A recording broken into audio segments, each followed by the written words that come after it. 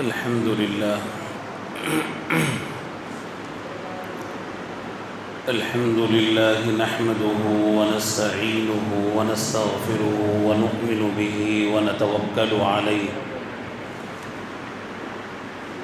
ونعوذ بالله من شرور أنفسنا ومن سيئات أعمالنا من يهده الله فلا مضل له ومن يضلله فلا هادي له ونشهد أن لا إله إلا الله وحده لا شريك له ونشهد أن سيدنا ونبينا ومولانا محمدا عبده ورسوله أرسله بالحق بشيرا ونذيرا وداعيا إلى الله بإذنه سراجا وقمرا منيرا فأعوذ بالله من الشيطان الرجيم بسم الله الرحمن الرحيم قل إن كنتم تحبون الله فاتبعوني يحببكم الله ويغفر لكم ذنوبكم والله غفور رحيم قال النبي صلى الله عليه وسلم لا يؤمن أحدكم حتى أكون أحب إليه من والده وولده والناس أجمعين أو كما قال عليه الصلاة والسلام اللهم صل على محمد كلما ذكره الذاكرون وكلما عن غفله الغافلون معزز سامعین کرام و ملت اسلامیہ کے عزیز نوجوان دوستو، قرآن مجید کی ایک آیت کریمہ تلاوت کی گئی ہے جس کے اندر اللہ تبارک و تعالی ارشاد فرماتا ہے قل ان کنتم تحبون اللہ، اے میرے محبوب صلی اللہ علیہ وسلم آپ کہہ دیجئے ان کنتم تحبون اللہ، اگر تم اللہ کو چاہتے ہو، اللہ سے محبت کرتے ہو، فاتبعونی، میری اتباع کرو۔ جب میری اتباع کرو گے تو یحببکم اللہ، اللہ تعالیٰ تم سے محبت کرنے لگے گا۔ اور پھر آگے ارشاد فرمایا وَيَغْفِرْ لَكُمْ ذُنُوبَكُمْ، اور اللہ تعالیٰ تمہارے گناہوں کو معاف فرمائے گا۔ واللہ غفور الرحیم، اور اللہ تعالیٰ بڑا بخشنے والا ہے، بڑا رحم کرنے والا ہے۔ یہ آیت کریمہ ہمیں یہ بتاتی ہے کہ میرے اور آپ کے آقا تاجدار مدینہ محمد الرسول اللہ صلی اللہ علیہ وسلم سے کیسی محبت کی جائے اور آپ صلی اللہ علیہ وسلم سے کیسی اتباع کی جائے۔ اور ایک حدیث شریف میں نے آپ حضرات کے سامنے پڑھی، اس کا ترجمہ یہ ہے کہ لا یؤمن احدکم حتی اکون احب الیہ من والدہ وولدہ والناس اجمعین، تم میں سے کوئی بھی آدمی کامل مومن نہیں بن سکتا یہاں تک کہ وہ مجھ سے ایسی محبت کرے کہ وہ اس کے والد سے اور اس کی اولاد سے اور تمام لوگوں سے زیادہ محبت کرے۔ جب تک نہ کرے ایسی محبت، اس وقت تک وہ کوئی کامل مومن بن نہیں سکتا۔ معزز سامعین کرام ملت اسلامیہ کے عزیز نوجوان دوستو، یہ آپ صلی اللہ علیہ وسلم سے محبت اور اتباع جب اسلام نیا شروع ہوا اور اسلام کا آغاز ہوا، جب سے ہی اللہ کے نبی صلی اللہ علیہ وسلم سے والہانہ محبت صحابہ کرام رضوان اللہ تعالی علیہم اجمعین کا وتیرہ رہا۔ سابقین اول مہاجرین اور انصار رضی اللہ تعالی عنہم اللہ کے نبی صلی اللہ علیہ وسلم سے ایسی محبت فرماتے تھے، دنیا کے اندر اس کی کوئی نظیر نہیں ملتی، دنیا کے اندر اس کی کوئی مثال نہیں ملتی جو صحابہ کرام رضوان اللہ تعالی علیہم مجمعین اللہ کے نبی صلی اللہ علیہ وسلم سے محبت فرماتے۔ اور صحابہ کرام کی زندگیاں جب ہم لوگ پڑھتے ہیں تو معلوم ہوتا ہے کہ صحابہ کرام رضوان اللہ تعالی علیہم مجمعین آپ صلی اللہ علیہ وسلم سے محبت بھی کرتے تھے اور اتباع بھی کرتے تھے۔ جس دل کے اندر اتباع ہو اور محبت نہ ہو وہ دل بیکار ہے، اور جس دل کے اندر اتباع تو ہو مگر محبت نہ ہو یہ دل بھی بیکار ہے۔ اسی لیے فرمایا گیا ہر مسلمان کے لیے ضروری ہے کہ میرے اور آپ کے آقا تاجدار مدینہ محمد الرسول اللہ صلی اللہ علیہ وسلم کی اتباع کی جائے، اور ساتھ ساتھ آپ صلی اللہ علیہ وسلم سے محبت بھی کی جائے۔ اسی لیے فرمایا گیا لا یؤمن احدکم، تم میں سے کوئی کامل مومن ہو ہی نہیں سکتا یہاں تک کہ وہ اپنے والدین سے، اپنے مال سے، اپنے بیوی بچوں سے اور خود اپنی جان سے بھی زیادہ جب تک اللہ کے نبی صلی اللہ علیہ وسلم کو نہیں چاہتے اس وقت تک کوئی آدمی کامل مومن نہیں بن سکتا۔ چلیے اب دیکھتے چلتے ہیں حضرت عمر فاروق رضی اللہ تعالیٰ عنہ کے متعلق روایت میں آتا ہے اللہ کے نبی صلی اللہ علیہ وسلم مسجد نبوی میں بیٹھے ہوئے تشریف فرما ہے، صحابہ کرام بیٹھے ہوئے ہیں، عمر فاروق تشریف لائے اور عرض کرنے لگے کہ اللہ کے نبی صلی اللہ علیہ وسلم مجھے آپ سے بے انتہا محبت ہے، مجھے آپ سے بے انتہا محبت ہے، یہاں تک کہ میرے اہل و عیال سے بھی زیادہ محبت ہے۔ اللہ کے نبی صلی اللہ علیہ وسلم ارشاد فرماتے ہیں کہ ابھی کامل مومن نہیں بنے۔ اب اس کے بعد گھبرا سے گئے، ڈر گئے، کہنے لگے کہ اللہ کے نبی صلی اللہ علیہ وسلم جو کچھ میرے پاس مال دولت ہے، جو کچھ میرے پاس میرے والدین ہے یا میرے جو بھی عزیز و اقارب ہیں، یہاں تک کہ جو کچھ دنیا میں ہے سب سے زیادہ میں آپ سے محبت کرتا ہوں۔ اللہ کے نبی صلی اللہ علیہ وسلم ارشاد فرمانے لگے نہ ابھی بھی کامل مومن نہیں ہوں۔ پھر اس کے بعد عمر فاروق ٹٹولے، پھر اس کے بعد عمر فاروق کہنے لگے کہ اللہ کے نبی صلی اللہ علیہ وسلم سمجھ چکا ہوں، اب قسم کھا کے کہہ سکتا ہوں کہ دنیا کے اندر جو کچھ مال و دولت ہے، جو کچھ عزیز و اقارب ہے، ماں باپ ہے، اولاد ہے، اور ان سے بڑھ کر میری جان ہے، میری جان سے بھی زیادہ آپ سے محبت کرتا ہوں۔ اللہ کے نبی صلی اللہ علیہ وسلم ارشاد فرمانے لگے کہ اب تمہارا ایمان کامل ہوا۔ اللہ اکبر! یہ کون ہے؟ یہ وہ صحابہ کرام ہیں، یہ وہ خلیفۃ المؤمنین ہیں، یہ اللہ کے نبی صلی اللہ علیہ وسلم کے وہ صحابہ ہیں جو سابقین اولین میں ہیں، مہاجرین میں ہیں، انصار میں ہیں، جنہوں نے اپنی پوری ساری زندگیاں اللہ کے نبی صلی اللہ علیہ وسلم کے لیے وقف کر دی۔ کوئی جان کی پرواہ نہیں تھی، کوئی مال کی پرواہ نہ تھی، کوئی آل و اولاد کی پرواہ نہ تھی، صرف اور صرف دل و دماغ میں ایک ہی بات ہوتی تھی کہ اللہ کے نبی صلی اللہ علیہ وسلم کا حکم ملے، ہم اس کی اتباع کریں، اللہ کے نبی ہمیں مسجد میں مل جائے، ہم ان کو دیکھتے رہیں، اللہ کے نبی صلی اللہ علیہ وسلم مدینے کی گلیوں میں ہم کو دکھ جائیں، ہم آپ کے چہرے مبارکہ کو دیکھتے رہیں اور دیکھتے رہیں۔ حضرت جابر رضی اللہ تعالیٰ عنہ کے متعلق ارشاد فرمایا گیا، ایک مرتبہ اللہ کے نبی صلی اللہ علیہ وسلم مدینے کی گلیوں میں ہیں، 14ویں چاند بھی آسمانوں پر نمودار ہے،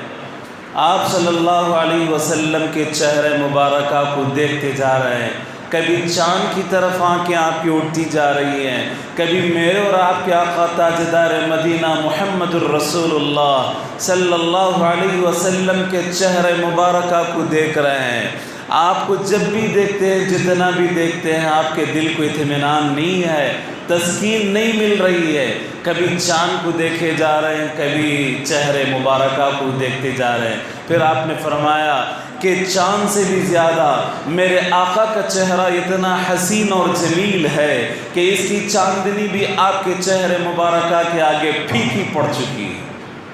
اللہ اکبر۔ اللہ کے نبی صلی اللہ علیہ وسلم کے ساتھ ان صحابہ کا اتنا عشق ہوا کرتا تھا، ایسی محبت ہوتی تھی۔ ایک صحابی کے متعلق لکھا گیا ہے کہ آنے کے بعد آپ صلی اللہ علیہ وسلم کو تانکنے لگے، کبھی ادھر سے دیکھ رہے ہیں، کبھی ادھر سے دیکھ رہے ہیں، کبھی ادھر سے دیکھ رہے ہیں، پھر دل نہیں بھرا، سامنے آئے بیٹھ گئے۔ پھر اسی طریقے سے کوئی غرض و غایت نہیں ہے، کچھ بولنا نہیں ہے، کچھ لینا دینا نہیں ہے، سرکار مدینہ صلی اللہ علیہ وسلم کے چہرے مبارکہ کو دیکھتے جا رہے ہیں، دیکھتے جا رہے ہیں، دل نہیں بھرا، دل نہیں بھرا۔ اللہ کے نبی صلی اللہ علیہ وسلم تاڑ گئے، اللہ کے نبی صلی اللہ علیہ وسلم پہچان گئے، پوچھ لے او کیا ہوا، اتنا تانگ جھانک کیا ہو رہا ہے؟ صحابی آئے کہنے لگے کہ اللہ کے نبی صلی اللہ علیہ وسلم دل کے اندر ایک بات ستائے جا رہی ہے، دل کے اندر ایک بات ستائے جا رہی ہے، دل کے اندر ایک بات ستائے جا رہی ہے۔ قیامت کا منظر ہوگا، قیامت کے بعد پیغمبر اور رسول جتنے بھی ہوں گے، انبیاء جتنے بھی ہوں گے، جنت میں اعلیٰ سے اعلیٰ مقام پر ہوں گے۔ میں ایک ادنا سا مسلمان ہوں، میں ادنا سا آپ سے محبت کرنے والا ہوں، اور جب یہ دنیا کی زندگی ختم ہو جائے گی، جنت میں میرے نبی کا مجھے دیدار ہوگا یا نہ ہوگا، یہ میرا دل مجھے ستا رہا ہے اور اس پریشانی کے اندر مبتلا ہوں۔ اس لیے میں چاہتا ہوں کہ دنیا کے اندر میں آپ کو دیکھتا رہوں، اسی میں میری زندگی ختم ہو جائے، آپ کے چہرے مبارکہ کو دیکھتے رہوں اور اسی میں میری زندگی ختم ہو جائے، اور پھر آخرت میں میں تو ایک ادنا سا آپ کا غلام ہوں، ایک ادنا سا ایک مسلمان ہوں، ادنا سا ایک غلام ہوں، اور قیامت کے دن اور پھر جب جنت کے اندر سب جنت میں ہوں گے اور انشاءاللہ میں بھی وہاں پہ رہوں گا، اور مجھے اس وقت آپ سے ملاقات ہوگی یا نہیں ہوگی، آپ تو جنت الفردوس میں اور اعلیٰ سے اعلیٰ مقام پر ہوں گے، اور ایک ادنا سا ایک میں مسلمان ہوں، آپ سے مجھے ملنے کی اجازت بھی ہوگی یا نہ ہوگی اس کا مجھے پتہ نہیں۔ اللہ کے نبی صلی اللہ علیہ وسلم توقف فرمائے، آیت مبارکہ نازل ہوئی، من یطع اللہ والرسول فاولئک مع الذین انعم اللہ علیہم، جو اللہ کے نبی کی اطاعت کرے گا، جو اللہ کی اطاعت کرے گا، اللہ کی رسول کی اطاعت کرے گا، تو وہ بھی ان لوگوں میں سے ہوگا، ان انبیاء علیہم السلام کے ساتھ اس کو کر دیا جائے گا۔ اللہ اکبر۔ جب جا کر صحابہ کرام کو اطمینان آتا تھا، آپ صلی اللہ علیہ وسلم کا دیدار بھی جنت میں بغیر کسی رکاوٹ کے ہوگی۔ جب ان کے زبانوں پر، جب ان کے دلوں پہ اطمینان ہو گیا تو پھر اس کے بعد ان کا ستانا ختم ہو گیا۔ معزز سامعین کرام، ملت اسلامیہ کے عزیز نوجوان دوستو، یہ مرد حضرات ہی نہیں تھے بلکہ اس امت کی یہ مائیں اور بہنیں بھی تڑپتی تھیں اللہ کے نبی صلی اللہ علیہ وسلم کی دیدار کے لیے۔ آپ صلی اللہ علیہ وسلم کی محبت میں بے قرار ہوتی اور بے چین ہوتی، کہیں اللہ کے نبی صلی اللہ علیہ وسلم کو کچھ تکلیف پہنچ جائے۔ یہ صحابہ کرام نے کر دکھا اور بتلایا۔ خدا کی قسم، قیامت تک کے آنے والے مسلمان اور قیامت تک آنے والے لوگ صحابہ کرام کی یہ محبت اور یہ عشق کا یہ نمونہ کبھی یہ پیش نہیں کر سکتے۔ ہاں، ہم سب کو محبت ہے،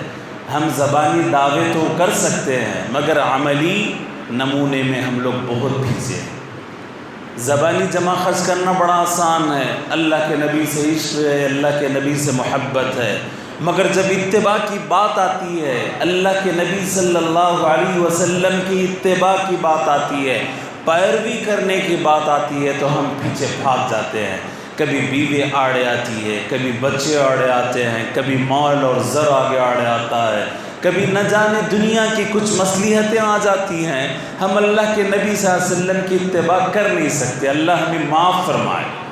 صحابہ کرام نے عملی مشق کر کے بتایا، محبت بھی انہوں نے کی اور ساتھ ساتھ اتباع بھی انہوں نے کر کے بتائی۔ اگر آقا دو جہاں صلی اللہ علیہ وسلم کی انگلی اٹھ جاتی، اگر صحابہ کہیں دور ہوتے، بیٹھنے کا حکم ہوتا تو وہیں بیٹھ جاتے۔ اگر اللہ کے نبی صلی اللہ علیہ وسلم کسی کو کچھ حکم فرما دیتے تو فوراً کر گزرتے۔ یہ نہیں پوچھا جاتا یہ سنت موقدہ ہے یا سنت ہے، آقا کی یہ کون سی سنت ہے، کون سی ادا ہے، اس کے بارے میں سوال کبھی نہیں کیا جاتا تھا۔ یہاں تک کہ روایتوں کے اندر آتا ہے، سیر کی کتابوں کے اندر لکھا ہے، میرے اور آپ کے آقا محمد الرسول اللہ صلی اللہ علیہ وسلم کی وصال کے بعد، آپ کی اس دنیا سے تشریف فرما جانے کے بعد ایک بدو عورت آئی، دور دراز علاقے سے ایک بدو عورت آئی اور اماں جان عائشہ رضی اللہ تعالیٰ عنہا کے پاس آئی، کہنے لگی کہ میں بڑی دور دراز سے آئی ہوں، اللہ کے نبی صلی اللہ علیہ وسلم کے روضہ مبارکہ کی مجھے زیارت کرا دو، پردہ ادھر سے ہٹا دو تاکہ میں اللہ کے نبی صلی اللہ علیہ وسلم کی زیارت کر لوں۔ اماں جان عائشہ صدیقہ رضی اللہ تعالی عنہا اپنے حجر مبارکہ سے پردہ ہٹاتی ہے، اپنے آقا نامدار تاجدار مدینہ محمد الرسول اللہ صلی اللہ علیہ وسلم کی قبر مبارکہ قبر اطہر کی زیارت فرماتی ہیں۔ یہ بدو عورت تھی، اپنی آنکھوں سے دیکھا، پھر اس کے بعد زار و خطار روتی ہے، روتے روتے یہاں تک کہ سیر کی کتابوں کے اندر لکھا ہے اس عورت کے انتقال اسی قبر مبارک کے قریب میں ہو جاتا ہے۔ یہ ان عورتوں کے واقعات ہیں، یہ وہ میری ماں اور بہنوں اور بیٹیوں کے واقعات ہیں جن سے اللہ کے نبی صلی اللہ علیہ وسلم سے عشق تھا، جن سے اللہ کے نبی صلی اللہ علیہ وسلم سے اتباع کرنا اور ان سے محبت کرنا ان کی زندگی کا ایک بڑا نصب العین تھا۔ اللہ کے نبی صلی اللہ علیہ وسلم سے محبت، وہ لوگ اتباع بھی کرتے تھے اور محبت بھی کرتے تھے۔ آج امت محمدیہ کے اندر اتباع نہیں ہے، صرف اور صرف عشق کے دعوے ہیں، عشق کے دعووں سے کوئی کام چلنے والا نہیں ہے، محبت بھی ہونی ہے۔ کئی ہمارے دل ایسے ہیں مسلمانوں کے جو اتباع کے اندر بڑے آگے ہیں، صحیح احادیث کو ڈھونڈ ڈھونڈ کر لایا جاتا ہے، یہ بالکل صحیح ہے کہ صحیح احادیث پر عمل کیا جائے، مگر ان کے دل اللہ کے نبی صلی اللہ علیہ وسلم کی محبت سے خالی ہے، یہ کام آنے والا نہیں ہے۔ اور اسی طریقے سے کئی ایسے ہمارے مسلمانوں کے دل ہے جو عشق نبی میں تو ترانے پڑھتے ہیں اور نعتیں اور نظمیں تو پڑھتے ہیں، مگر ان کی زندگیوں میں جب جھانکا جاتا ہے، جب ان کی زندگیوں کا جائزہ لیا جاتا ہے تو ان کی زندگیوں کے اندر اتباع رسول موجود نہیں ہوتا ہے۔ ایسا نہیں ہونا چاہیے، مسلمانوں کو چاہیے اتباع رسول بھی ہونی چاہیے اور عشق نبی صلی اللہ علیہ وسلم بھی ہونا چاہیے۔ جنگ احد کا واقعہ لیجیے، عورتوں کی بات نکلی ہے تو چلیے آگے چلتے ہیں۔ جنگ احد کا میدان ہے، مدینہ منورہ سے کچھ فاصلے پر ہے۔ یہ لڑائی اسلام کے اندر بڑی مشہور ہے، جنگ احد کی لڑائی۔ جنگ احد کے اندر صحابہ کرام دشمنان اسلام سے جب لڑنے کے لیے نکلے، مدینہ منورہ سے کئی کلومیٹر کے فاصلے پر یہ جنگ واقع ہوئی، اور جنگ احد بھی مدینہ منورہ سے کئی میل کے فاصلے پر یہ احد کا پہاڑ ہے، وہ جو آج بھی حجاج کرام اور معتمرین کرام اپنی آنکھوں سے دیکھتے ہیں۔ جب لڑائی شروع ہوئی اور مدینہ منورہ میں یہ بات معلوم ہو گئی کہ اللہ کے نبی صلی اللہ علیہ وسلم نعوذ باللہ اس دنیا کے اندر باقی نہیں رہے اور شہید ہو گئے اس جنگ کے اندر، اس جنگ کے اندر اللہ کے نبی صلی اللہ علیہ وسلم کے دندان مبارک شہید ہوئے تھے۔ اب یہ اطلاع لوگوں کے اندر پہنچتے پہنچتے ایک عورت کی اطلاع ملی کہ اللہ کے نبی صلی اللہ علیہ وسلم اب اس دنیا کے اندر باقی نہیں رہے۔ تو یہ ایک بوڑھی عورت تھی، مدینہ منورہ کی گلیوں سے سرپٹ دوڑتی ہے دوڑتی ہے دوڑتی ہے، صحابہ کرام کی ایک جماعت سے اس کی ملاقات ہوتی ہے اور پوچھتی ہے کہ بھلا بتلاؤ کہ میرے آقا محمد الرسول اللہ صلی اللہ علیہ وسلم کیسے ہیں، آپ کس حال میں ہیں، مجھے اس کی اطلاع دو۔ جماعت والوں نے کہا، صحابہ کرام نے کہا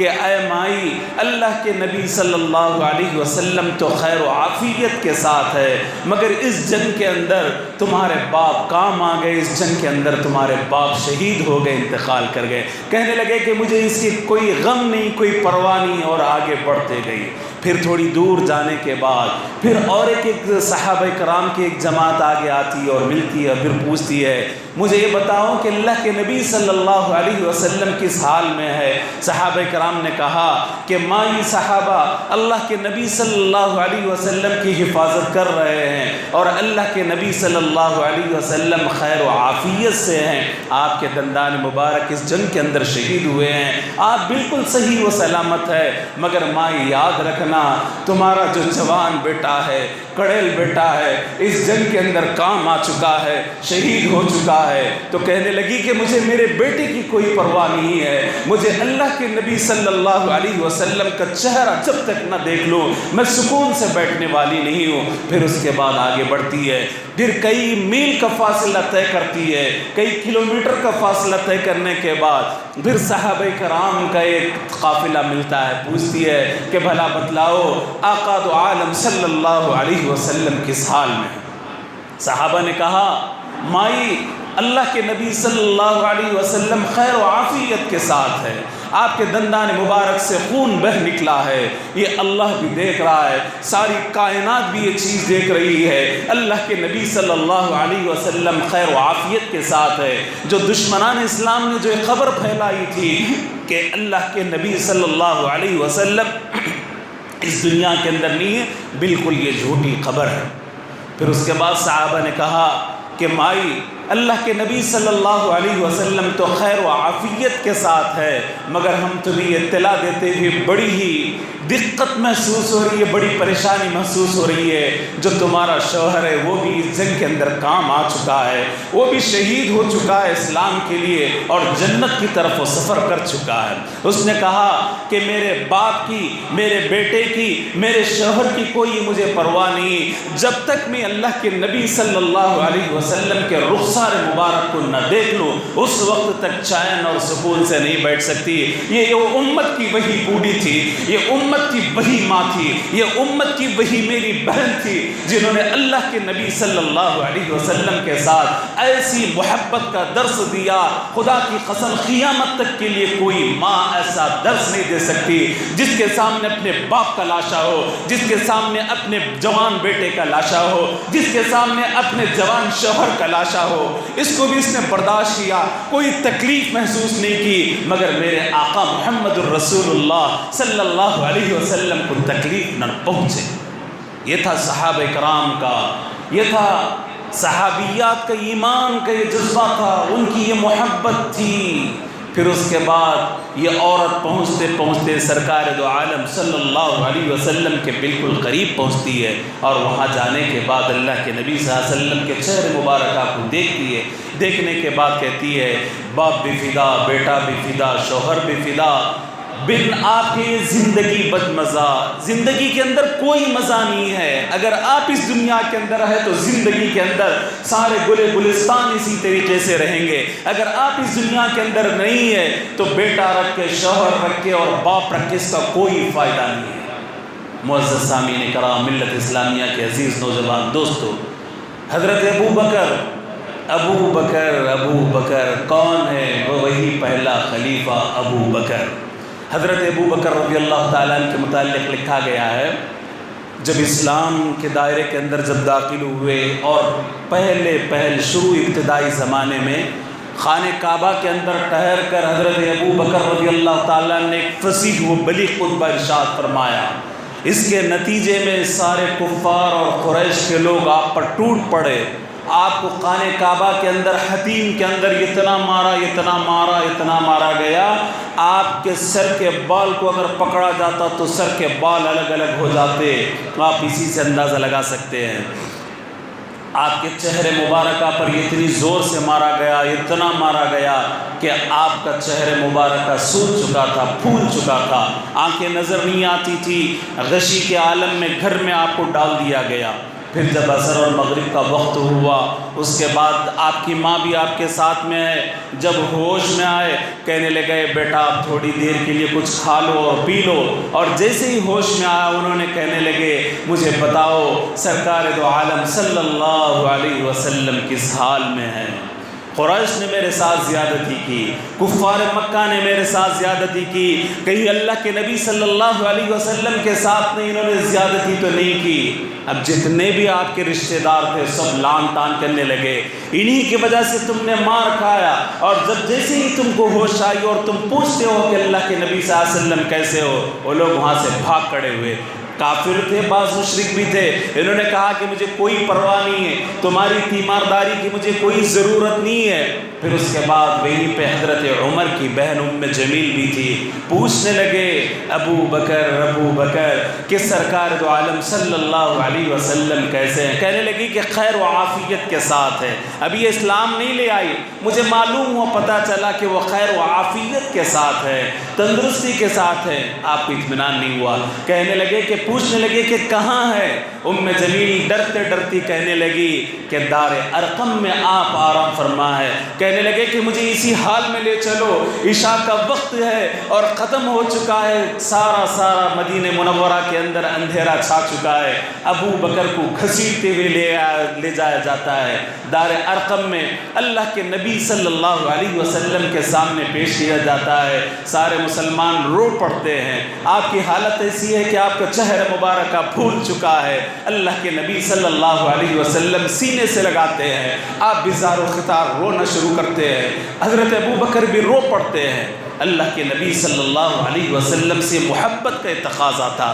جب تک آپ کے رخسار مبارکہ کو نہ دیکھ لیا اس وقت تک چین سے نہیں بیٹھے۔ اتنا مار کھانے کے باوجود، اتنے کرب کے عالم میں، اتنی تکلیف ہونے کے باوجود حضرت ابو بکر نے وہ درس دیا مسلمانوں کو، اے مسلمانوں تمہاری جان جاتی ہے تو جانے دو، تمہارا مال جاتا ہے تو جانے دو، آل و اولاد جاتی ہے تو جانے دو، مگر میرے صحابہ اور میرے اللہ کے نبی صلی اللہ علیہ وسلم کی محبت، آپ کی ناموس سب سے اونچی ہے، اللہ کے نبی صلی اللہ علیہ وسلم کی عزت سب سے اونچی ہے۔ جب آپ کو تکلیف پہنچے گی تو کوئی صحابی برداشت نہیں کرے گا۔ پھر اس کے بعد کہنے لگے کہ اللہ کے نبی صلی اللہ علیہ وسلم میری بوڑھی ماں ہے، آپ دعا فرمائے۔ اللہ کے نبی صلی اللہ علیہ وسلم دونوں ہاتھ اٹھائے، دست مبارک اٹھائے، کہنے لگے کہ اللہ یہ وہی ابو بکر ہے، وہی ابو بکر ہے جس نے میرے لیے تکلیف برداشت کی، جس نے میرے لیے مار کھائی، اے اللہ اس کی دل جوئی فرما، اے اللہ اس کو خوش فرما دے۔ اس کے بعد دونوں ہاتھ رسالت مآب صلی اللہ علیہ وسلم کے آسمانوں کی طرف اٹھتے ہیں۔ یہ بوڑھی ماں ابھی تک ایمان نہیں لے آئی تھی، اسلام نہیں لے آئی تھی۔ تھوڑی ہی ایک دو سیکنڈ کے بعد اللہ کے نبی صلی اللہ علیہ وسلم کے دست مبارک جیسے ہاتھ نیچے آتے ہیں، کہتی ہے کہ اشہد ان لا الہ الا اللہ و اشہد انک محمد الرسول اللہ۔ ابو بکر کی ماں بھی ایمان لے آ چکی تھی۔ معزز سامعین کرام، ملت اسلامیہ کے عزیز نوجوان دوستو، یہ مسلمانوں کے لیے درس ہے، یہ مسلمانوں کے لیے درس ہے، قیامت تک کے مسلمانوں کے لیے درس ہے۔ اللہ کے نبی کی عزت، ناموس، اس کی حفاظت کرنا یہ مسلمانوں پر فرض ہے۔ یہاں پر صرف اور صرف 2 منٹ کے لیے میں توقف کرتا ہوں، میں اپنی بات کو ختم کر ڈالتا ہوں۔ جیسے کہ اس ملک عظیم ہندوستان کے اندر ایک پاگل کتا ہے، ایک ظالم ہے، ایک فاسق اور فاجر ہے، اس نے میرے اور آپ کے آقا تاجدار مدینہ محمد الرسول اللہ صلی اللہ علیہ وسلم کی شان میں اس نے گستاخی کی ہے، اس نے اللہ کے نبی صلی اللہ علیہ وسلم کی شان میں گستاخی کی ہے۔ میں ان غیور مسلمانوں سے پوچھنا چاہتا ہوں جو صاحب ثروت ہیں، کہاں ہیں وہ لوگ کہ ایک دن کے اندر اللہ کے نبی صلی اللہ علیہ وسلم کی محبت کے اندر کروڑوں روپے پھونک دیتے ہیں، مگر اس ظالم کا علاج آج تک انہوں نے نہیں کیا ہے۔ انہوں نے آج تک اس ظالم کا علاج کیوں نہیں کیا ہے؟ میں ان غیور مسلمانوں سے پوچھنا چاہتا ہوں، میں ان ایڈوکیٹ سے بھی پوچھنا چاہتا ہوں جو سپریم کورٹ کے اندر مسلمان ہے، ہائی کورٹس کے اندر مسلمان ہے، 20 کروڑ 22 کروڑ سے زیادہ مسلمان ہے، آخر ان ظالموں کا علاج کیوں نہیں ہوتا ہے؟ یہ جتنی بھی باتیں میں کہہ رہا ہوں، جمہوریت کے دائرے کے اندر رہتے ہوئے ان کا علاج کیا جائے، امن کے دائرے کے اندر رہ کر ان کا علاج کیا جائے۔ تاکہ ان کو سلاخوں کے پیچھے بھیجا جائے۔ ہمارا ملک عظیم یہ ہندوستان تمام مذاہب والوں کو اختیار دیتا ہے کہ وہ اپنے دین پر چلے، اپنے مذہب پر چلے، اپنے آقا محمد الرسول اللہ صلی اللہ علیہ وسلم کی عزت کی حفاظت کرے۔ مگر بزدل بن کے مسلمان بیٹھے ہوئے کب تک بزدلی کا مظاہرہ کرتے رہو گے؟ میرے نبی کی عزت پر آنچ آتی ہے۔ کہاں ہے وہ غیور مسلمان؟ کہاں ہے وہ تاجر مسلمان؟ کہاں ہے وہ مالدار مسلمان؟ کہاں ہے وہ علماء اور فقہا جو میری اللہ کے نبی صلی اللہ علیہ وسلم کی عزت پر اس نے آنچ لگائی ہے، میرے اور آپ کے نبی کی شان میں اس نے گستاخی کی ہے؟ یہ ظالم کب سلاخوں کے پیچھے پہنچے گا؟ ہم تشدد کا راستہ اختیار کرنا نہیں چاہتے ہیں۔ ہم اس دیش کے واسی ہیں، ہم اس دیش کے اندر جانتے ہیں، ہم اس قانون کو بھی جانتے ہیں۔ امن و امان ہمارے ہاتھ میں ہے، سلامتی مسلمانوں کے ہاتھ میں ہے۔ جب کبھی تم چھیڑ چھاڑ کرو گے اللہ کے نبی صلی اللہ علیہ وسلم کی عزت کے ساتھ، پھر امن و امان تم کو بھی نہیں ملے گا۔ یہ جتنے بھی امن کے دائرے کے اندر رہتے ہوئے میں مسلمانوں سے گزارش کرتا ہوں، اپیل کرتا ہوں، جمہوریت کے دائرے کے اندر رہتے ہوئے اس کو اچھے سے اچھا سبق سکھایا جائے۔ جب آدمی پاگل ہوتا ہے اس کا علاج کراتے ہیں نا، علاج کرانا چاہیے۔ جب کتا پاگل ہوتا ہے تو کتے کا بھی علاج کرایا جاتا ہے۔ اس کتے کا اچھے سے علاج کرایا جائے، چاہے وہ سپریم کورٹ کے اندر ہو، چاہے اچھے سے اچھے اسپتال کے اندر ہو۔ میں سلام کرتا ہوں ان مہنندوں کو، میں سلام کرتا ہوں ان پجاریوں کو، اور میں ان سلام کرتا ہوں جتنے بھی ہمارے ہندوستان کے ہندو برادری کے جتنے پیشوا رہنما ہیں۔ انہوں نے آئے اور اس کی مذمت کی اور انہوں نے کہا کہ سستی شہرت کے لیے یہ کتا اپنی زبان کو اور اپنی زبان سے زہر اگل رہا ہے اور کچھ بھی نہیں ہے۔